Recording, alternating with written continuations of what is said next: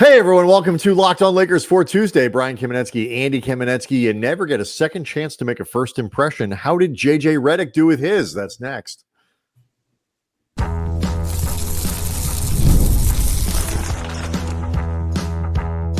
You are Locked On Lakers, your daily Los Angeles Lakers podcast, part of the Locked On Podcast Network, your team every day. Thanks to everybody for making Locked On Lakers first listen of every day, Monday through Friday, no matter how or where you get your podcasts. This one is always free. It's never behind a paywall. And Locked On Lakers on YouTube is where you can go to hang out with over 24,000 subscribers, all of whom were introduced on Monday to JJ Redick as the next head coach of the LA Lakers. Lots to unpack there. Happy birthday to the man. It was his 40th birthday on Monday, and he quite a good way to ring things in, Andy. It's a good 40th birthday present. There's no question. Do want to let people know that today's episode is brought to you by FanDuel. Make every moment more as the playoffs wind down. The sports stop sporting like we want them to, but this summer, FanDuel is hooking up all customers with a boost or a bonus daily. That's right. There's something for everyone every day all summer long. Visit FanDuel.com/locked on to get started. Do want to note to people that were concerned, I have, in fact, washed all the paint off my hands in celebration of the JJ Redick press conference. There was a lot going on in El Segundo on Monday, Andy. What was like the first thing that stuck out to you? The Lakers do not have a lot of press conferences anymore. So just getting everybody together in the building it creates a vibe. Yeah, it was clearly a very big deal. There was a fair amount of media there. The Lakers were kind enough to provide lunch for all the media. Like it was a big deal event. And this is the first time the Lakers have spoken in any official capacity, I want to say, since the Game 5 loss. I was going to say I'm tempted to say even further back, because that Game 5 loss that ended the series against the Nuggets in the first round, there was a bunch of impromptu exit interviews, which some would call post-game interviews. And in my opinion, and I think you'll agree because you and I have done this for a long time, that doesn't really count. So I guess the last time they spoke in any official real capacity, I don't know, Darvin's pregame for Game 5. I mean, media day. I don't know. However you want to define it, they have not spoken since that game. Yeah, and absolutely. A coach being fired, all the other intrigue, all these other things. And so, I mean, to me, like, you get out there and it was very quick. It's very quick to see why, in both, good ways and ways that just kind of reflect on what Rob is looking for and what intrigues him as a general manager. It took about 12 seconds of JJ Redick speaking before you understood exactly what the appeal was, particularly for a guy like Rob Pelinka. At least that's what stuck out to me. Yeah, absolutely.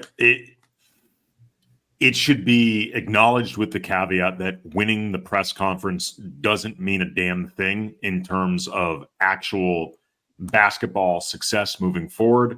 I would say you and I have covered the Lakers for about 20 seasons. And especially in the last 11 of them, we've seen a lot of coaches. And we've seen a lot of introductory press conferences. And I would say the overwhelming majority of them won the press conference. Like Frank Vogel, for example, crushed his press conference when you take into account the bleep storm that had been swirling around it and how difficult it was for a guy who was at best the third choice to instill confidence about his hiring. And he did a terrific job, but forget the fact that it only led to 3 seasons with the Lakers. It clearly didn't even sell the team that hired him on it. But all that being said, yeah, JJ Redick crushed this thing. He exuded confidence without being arrogant, and arrogance is a description that has, I think, hounded JJ Redick for all of his career going back to Duke. Mhm. I Well, thought he just going to Duke doesn't help. Like if you're no, trying of not to, course. if you don't want people to think you're arrogant, that is the wrong school to go to. Absolutely, but I also don't think JJ Redick has particularly cared about people thinking he's arrogant. No, he made it pretty clear at the press conference. He's not really particularly concerned about what people think broadly. Yeah, We'll get exact to that. words. I really don't give an F. Yeah. I thought he did a very good job of laying out what he felt were his qualifications for the job while acknowledging in a very self-effacing way. You guys may not have heard this, but I've never coached at the NBA level before. I thought he did a very good job at, without getting super in the weeds, talking about visions for certain players and sounding extremely prepared, sounding like somebody who's given this a lot of thought, but also acknowledging I'm going to need help. It's going to be collaborative. It's about process. We cannot get caught up in results on a game to game basis.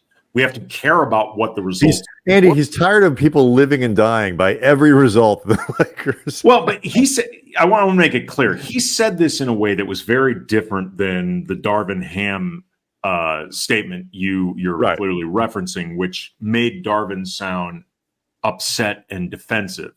What Redick was Context talking matters, obviously. right, but that's why I'm going to lay it out. What Redick was referring to was the idea that ultimately the results, I'm not going to say they come and go because the results obviously lead up to your record, lead up to your position, hopefully getting the playoffs, all that stuff. But they really are, in a lot of ways, secondary to the process that you are building over 82 games.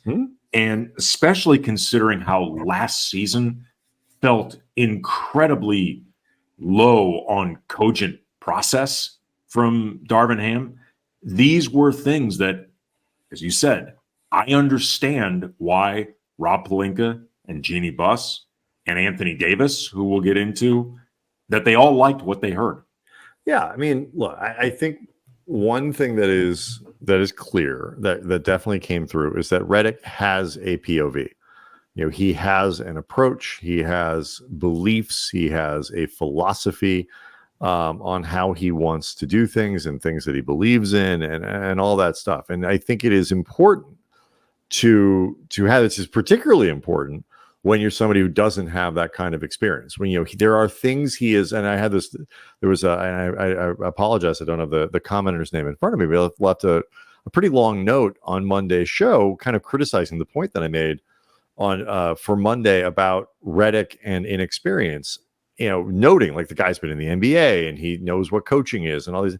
I agree with all those things. Like, he is not unqualified, but until you do something, you can go to medical school, you can do all that stuff. But until you've practiced medicine, until you've been in practice for 2 years, 5 years, 10 years, there are certain things you just don't know. You don't know how you're going to respond, whatever. You're still a doctor. You've been going to doctors all your life, but it's different to be observing coaches than it is to be one. And so I think when you don't have that experience, it is very important to feel like you are grounded in a philosophy, in a sort of an ethos of what you think is right and wrong. And then from there, you can develop how to execute from that. Like, what kind of, what's the day-to-day of this going to look like so we can do the things that I think are important.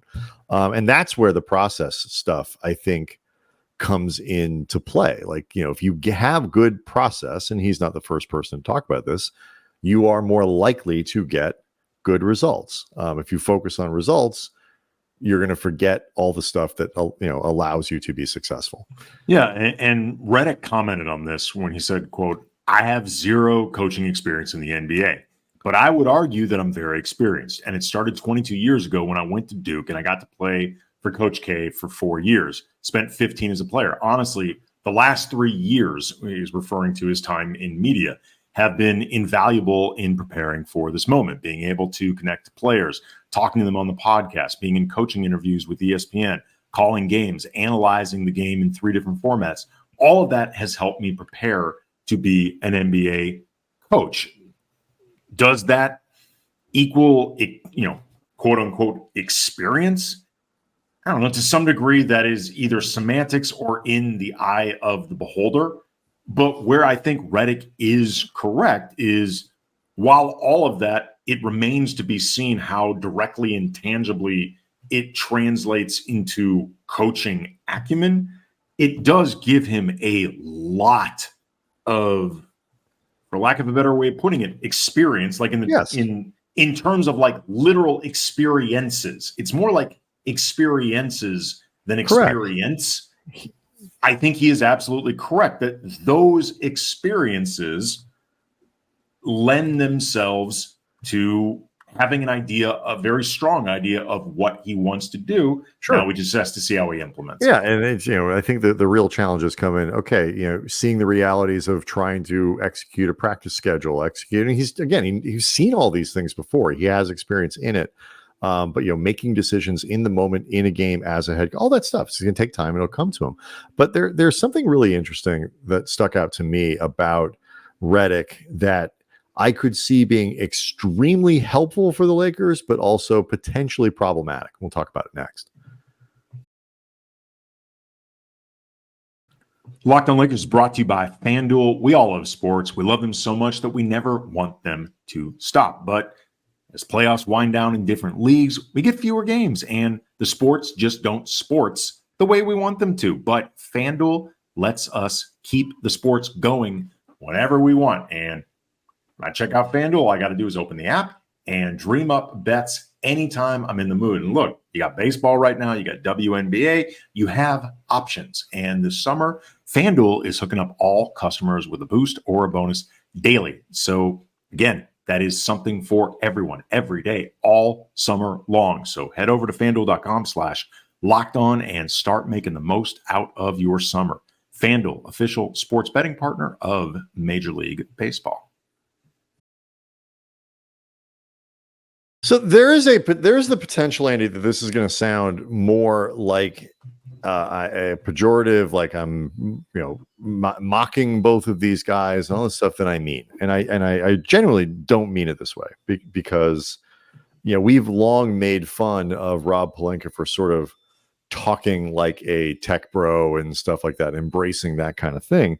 But there are a lot of really smart technology people, like, people speaking cliches, just like coaches speaking cliches and all this kind of stuff.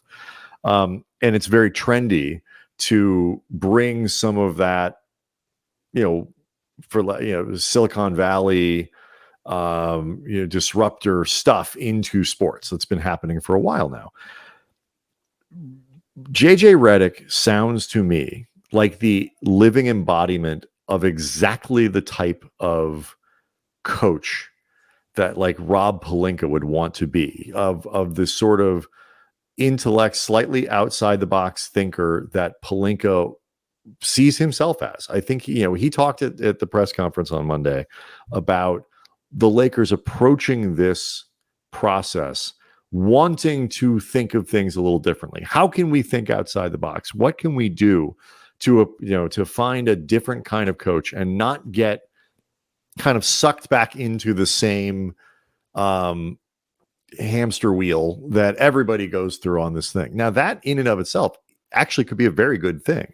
It is smart to look in places people don't normally look, take the risk of hiring someone that people might not normally hire. Rob Pelinka actually has the luxury of having it not really be that big a risk, because this is I'm not,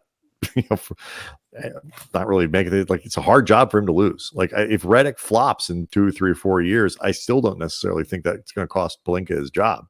So it to me, like, this kind of marriage here works in a lot of ways because I think Pelinka sees a lot of himself in Redick, and I think maybe not sees a lot of himself, but sees Redick embodies a lot of, I think, what Rob likes to think about himself as a thinker and an executive. Maybe as a thinker, if for no other reason than JJ Redick's clearly very smart, and I think Rob thinks of himself both as very smart and, if nothing else, likes to talk like somebody who sounds smart, which, fine. Most people would prefer to sound smart than dumb, given the option. As far as the idea of the outside the box approach to hiring JJ Redick, and we were looking to shake things up a little bit, try to maybe reconfigure the paradigm, whatever. It's possibly true. It reminds me a little bit, though, of the way we talked about last offseason when the Lakers opted for continuity as opposed to chasing a third star. Other than Kyrie, who, putting aside whatever you thought about the idea of bringing in Kyrie, was not going to be easy to bring in because of certain mechanical, financial limits, whatever. This was an easy offseason if you're looking for a coach to stay away from some of the retreads, because frankly, there really weren't any retreads. For sure. Like, it's hard to argue that as far as the guys who have been prominent in head coaching searches, whether you're talking about right now Cleveland, Kenny Atkinson just got hired. Kenny Atkinson has had one head coaching job. James Borrego, who may end up the replacement for Monty Williams in Detroit, he's had one. This was not an offseason filled with the usual suspects in terms of who you would end up hiring. So combine that with the idea that JJ Redick is also a massive star who happens to have a friendship and a basketball kinship with one of your star players. It's an outside the box hire in the sense that JJ Redick has no formal coaching experience. It is also a very, very traditional Laker hire in a lot of different ways. I've been saying the whole time when Redick was put at the front of the line, he was the guy with all of the advantages that basically had to not screw up the interview. And if we know one thing, none of this is meant to be a reflection on whether or not I think Redick is going to be good or not. But like the one thing we all knew Redick wasn't going to do was screw up the interview. It's outside the box, except not really. Rob thinks it's outside the box. That's what I'm getting at. And it is by NBA standards, at passing, like if you really start to peel it back, sure. Yes. But and I agree with you that there are other things that align Redick to the Lakers' preferences. I've said from the beginning, the biggest star in this process is JJ Redick. That is the biggest name. It is and that's what they gravitate towards. But you could hear, and what I think is both. It is good to have a guy where you're a situation where you're coaching your GM are aligned in a lot of ways, where they speak the same language, where they can do a lot of things. And I don't know if Darvin and that was a very, Darvin's sort of a conventional coach with, and I don't know if that lined up as well as it should have. And there may be the familiarity there, maybe the similarity, if you want to use that word, doesn't help. Listening to Redick, that was what stuck out to me, was how much he speaks exactly like the person that Rob Pelinka would kind of design in a laboratory. Are you saying that Rob Pelinka is living vicariously through his coach? He might be. I mean, and I think a lot of this is impressive. I'm not trying to call Redick an idiot or Rob an idiot. And he's clearly understands, I think, he's got a pretty decent eye for talent over the course of his career. He's a smart guy and whatever. It's just part of the dynamic that stuck out to me is how similar, the language is. And this is the first time I think that the Lakers have that, where, go back to Frank Vogel, you go back to, Darvin Ham, you go back to Byron. Like that's not there. There's a certain modernity to what Redick is doing that I think is very attractive to Pelinka, how it translates into actual day-to-day basketball. I mean, they're talking about making apps, Andy, for people to download on their phones because the kids these days, that's for how players to download. So it's clear, like for players for as part of the player development and all these other things, and like ways to communicate with players and teach and deliver things and all these like developing apps because that's how kids do it and all these other things. Like it's not hard to understand why Redick passed the interview. JJ Redick talked a lot about Anthony Davis and LeBron James and how those guys are going to be used. First and foremost, that will make that will dictate a lot of the decisions that the Lakers make this offseason with their personnel. Rob Pelinka had a few clues around that as well. So we'll get to all of it when we get back.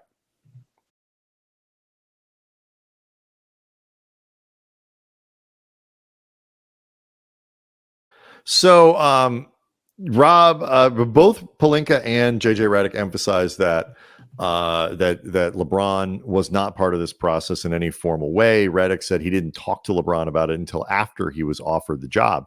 The flip side of that, though, was Anthony Davis, who was deeply involved, according to both of those guys, in this process, and spoke to Pelinka and to Redick. And Redick had some very specific ideas about how he wants to use Anthony Davis that I think a lot of Lakers fans would be excited to hear.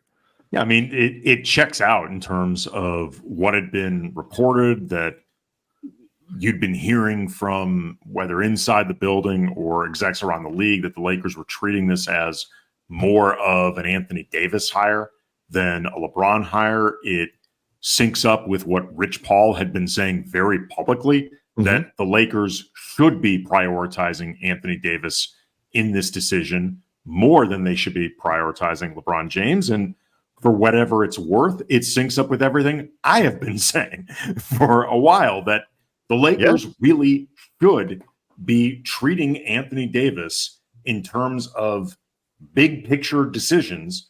They should be treating him as far more important than LeBron for reasons that include he's still in his prime versus LeBron pushing 40, for reasons that include Anthony Davis is on a game-to-game basis the best player on this team, and he's the most impactful on both ends of the court. So it is, look, however much direct communication there has been between JJ Redick and LeBron about this job, specifically detailed conversations, however much detailed conversation there has been between Pelinka and LeBron, Pelinka and Rich Paul, about LeBron specifically, how he feels about JJ Redick or Dan Hurley or James Borrego or whoever they would have hired. I am confident enough in Rob Pelinka that he knew at minimum LeBron would be okay with hiring Redick. He's good with it. Correct. Like, all you need to know is LeBron signs off on it. As long as LeBron is not against it, good enough. I mean, some of this is semantics too. Like, maybe LeBron and JJ Redick have talked much less about this job since the coaching search began for a variety of reasons. LeBron wanting plausible deniability, LeBron not wanting to put any undue pressure on it, JJ Redick not wanting to put LeBron in a difficult position. To some degree, that may not matter, because I am willing to bet, however long they were podcasting together, LeBron's thoughts on the Lakers came up. I imagine JJ Redick was pretty familiar with how LeBron felt about the organization. Correct. That stuff's fine. It's sort of like the LeBron is going to opt out. Is he not, like, until I hear LeBron is going to Philadelphia, the mechanics of these things, whether it takes a day, 3 days, 5 days, 10 days, 2 weeks, whatever, until I hear from credible people, they're like, oh yeah, he's going, and I don't think he is. I'm not worried about it. I don't care if it, it's been 3 days since he opted out. Why have it? The Anthony Davis part of it, though, he did say he wanted LeBron to shoot more threes, which is interesting. It's just not even wrong, but the guy He shot wants the whole 40%. team to shoot more threes. Right. He got over 40% last year, and the Lakers were a good 3-point shooting team, but a low volume 3-point shooting team. And that's something that I know, Andy, you felt needed to change. So maybe they hired JJ Redick. Maybe instead of picking on Rob Pelinka, it should pick on you. Like, Redick sounds exactly like the guy that Andy Kamenetsky wants. Well, but I mean, Redick did specifically say he wanted Rui taking more threes, which is something I had specifically been saying. So yeah, and so it's like you start going through all these things. He wants LeBron to take more threes and have less burden offensively. That part we certainly heard before, but he described Anthony Davis as the kind of five just that is kind of interesting. But, described him as the kind of five that can operate as a hub. When you see, does it look exactly like Nikola Jokic or guys like that? Maybe not, Sabonis, whatever. But the kind of player through whom they genuinely run the offense through. And that is not how Anthony Davis has been used as a Laker. And it would be really great to see it, because particularly in fourth quarters, unless you build something like that, bigs can't get themselves the ball. And so, can you make Anthony Davis the hub? I think that would lead the Lakers to a lot of good places late in games. Yeah. And, it's going to take buy-in from the entire team, an understanding and a communicated vision. And that is something that I think Redick will do very well with, because it's very, very clear. No matter what you think of this hire, JJ Redick communicates thoughts extremely well and with a lot of specificity and in ways that make sense. We talked about a lot during last season. It was very clear that the players didn't just disagree with some of the decisions Darvin was making. They didn't understand why Darvin was making them in the first place. That's the bigger problem. Right. They didn't, as Redick said, like, conflict is normal over the course of the season. Conflict is often healthy over the course of a season. But if you don't understand what's going on, that type of conflict just becomes unresolved. But anyway, it's going to take buy-in across the team. It's going to take buy-in in particular from LeBron in terms of ceding control that isn't even about ego, but habit and just what you are used to doing. And, a certain amount of trust being afforded to Anthony Davis. And it's also going to take AD delivering.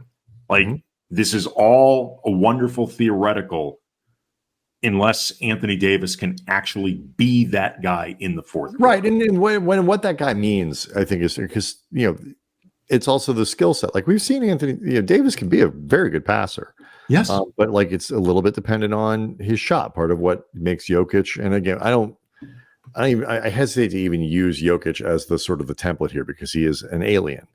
But it's part of what makes Embiid such a good playmaker. Right. It's the ability to shoot from different levels, and so the 80 jump shot and all that stuff's got to go in there, and they're going to find this works, this doesn't, this is a really good way to do it, this isn't. And so it's also patience from everyone, people like us included, to be like, okay, like, we're 10 games into this, we're 15 games into this. I mean, part of what got Darvin off to such a terrible start was the fact that the Lakers got off to a really bad start, and there was that push-pull between, geez, like, we just want to kind of, like, build something. We've been talking continuity, but Reeves sucks right now. We got to win some games. And what happens if we don't? The pressure's going to build. And so you bench Austin Reeves, and, revisionist history, like, he benched. Like, the team responded really well after that. They actually started winning games. And who also started playing better was Reeves.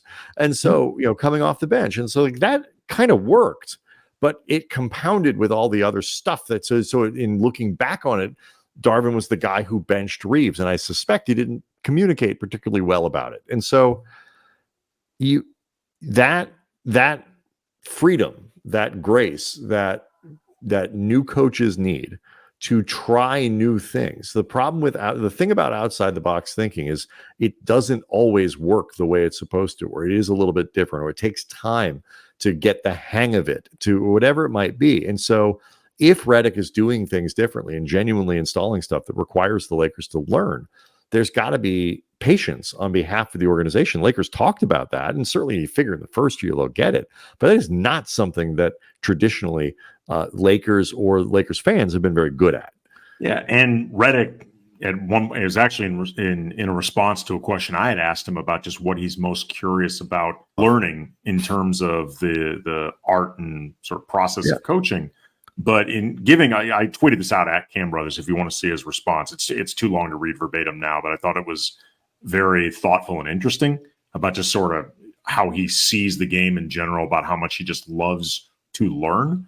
But he acknowledged as part of this answer that he's not going to be perfect and that he has to give himself grace with knowing he's not going to be perfect, because the media, he said like the assembled media there, but national media, the fan base, they're not going to give him that grace. And he gets it. Like he understands it. And he's like, that's fine.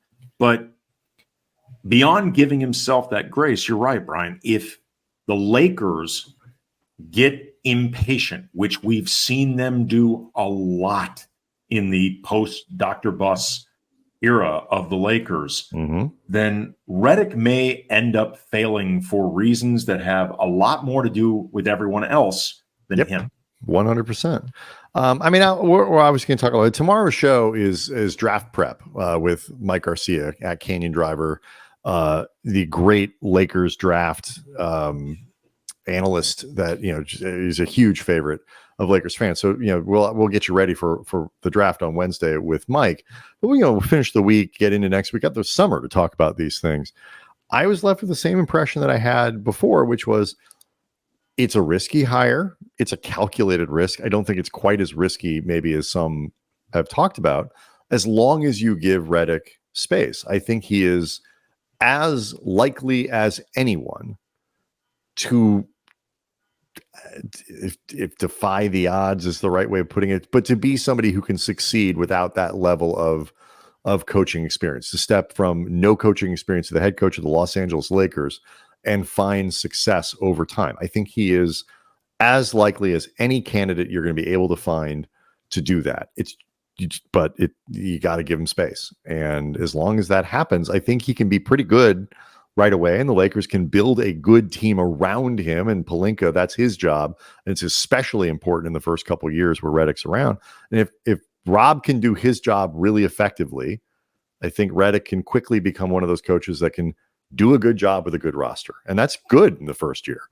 Yeah, to put a bow on that and accentuate the idea of, it's a dice roll. I put up a community section poll in the YouTube section of just how does Locked On Lakers community feel about JJ Redick. Got about 1,700 votes, and the four choices were love it, like it, don't love it, somewhere between intrigued and concerned, hate it. And the overwhelming winner, 43%, was somewhere between intrigued and concerned. I get it. That's probably how I feel about it. I just don't know. I mean, I think it's I'm excited to see how it works. As am I. And I'm rooting for the guy because I think it is kind of cool when you do things. Pelinka, I agree with him. Like, there are certain things that we do, whether it's in sports or other, that we do because we do them, and that's how it's always been done. And sometimes those things aren't that. Sometimes the criteria that we look at people and say, you're qualified, you're not qualified, are dumb, or they're limiting, or they are incomplete. And we cut off talent from opportunities. And I don't have a problem with what the Lakers are doing here. It's, I don't know if he's going to be a really good coach. It's a different deal than watching people coach or being coached. So we'll see.